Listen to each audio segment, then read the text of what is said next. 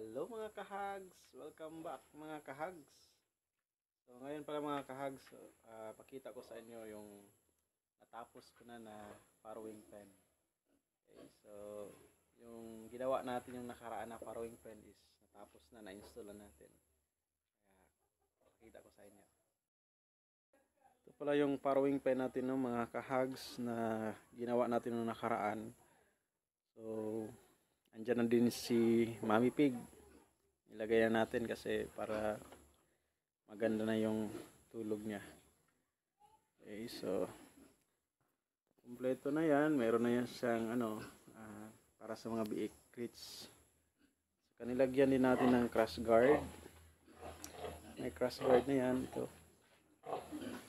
Hindi muna natin kasi para hindi siya mahirapan kasi wala pa siya. Hindi pa siya nag-anak. Muna natin tinalian. Okay. So yung sukat pala natin dito mga kahags, yung ginawa kasi natin yung ginawa natin, yung sukat kasi dito papunta doon, yung taas niya is 7 feet 7 feet, pero net na yon kasi yung kainan niya nasa labas. Yan, nasa labas yung kainan niya. So ginawa ko kasi nasa labas para medyo malaki yung space niya doon sa sa ibaba. So dito sa ibaba na siya. Kumbaga yung space niya, may space siya para sa mga biik. So wala na ako nag-extend dito sa likod. Medyo gipit na din.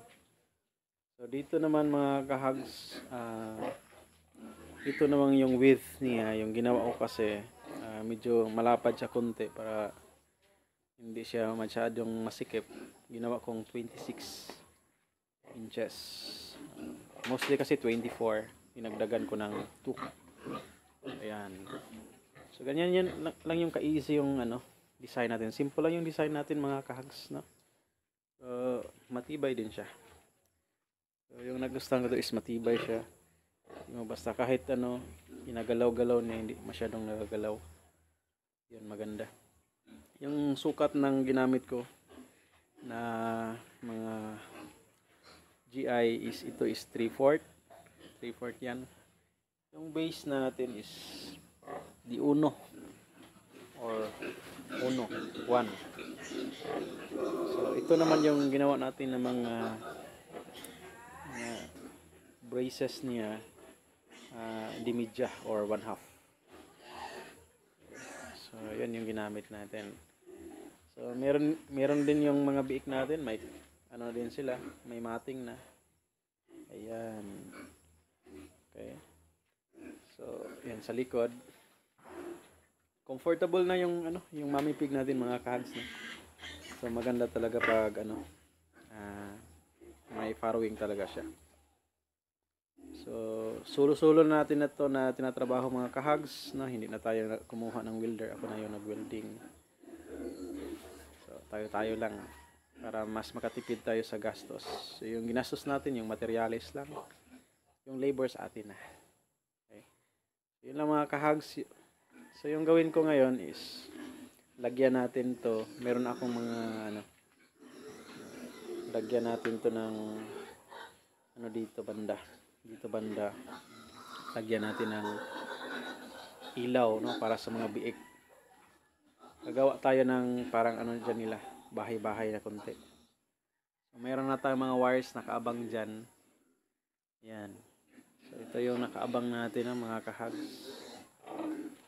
Nilagyan na natin ng abang para hindi na tayo mahirapan, no, pagdating ng panganganak niya. So ito, may na tayo, no. Ayan. So may wire na tayo para dyan, para sa ilaw natin, no. So yung gawin na lang natin, pakita ko mamaya, no, kung yung natin, lalagay natin dyan. Okay. So maraming salamat na mga kahags. Ito mura lang itong gasto ko dito, siguro yung nagasto ko kasi parang lang estimated cost dito sa bakal At saka yung mating niya nasa mga ano lang siguro. 6 to 7,000. Parang ganun. Maabot din yung mga 6,000 siguro or 7. Hindi ko na matansya kasi ano yung mga prices eh. So dito yung ano sa online ko kasi na ano nabili to, yung matic. Meron pa yung sobra eh. Tapos yan, mga bakal na 10mm na yung ginamit ko.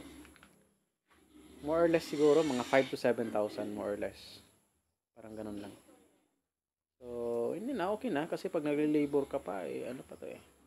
Kunti lang 10,000 na gastusin mo dito. Kung bibilhan pa natin ng ano, saw feeder niya, yung aluminum dito. Nasa mga 1.4 yun.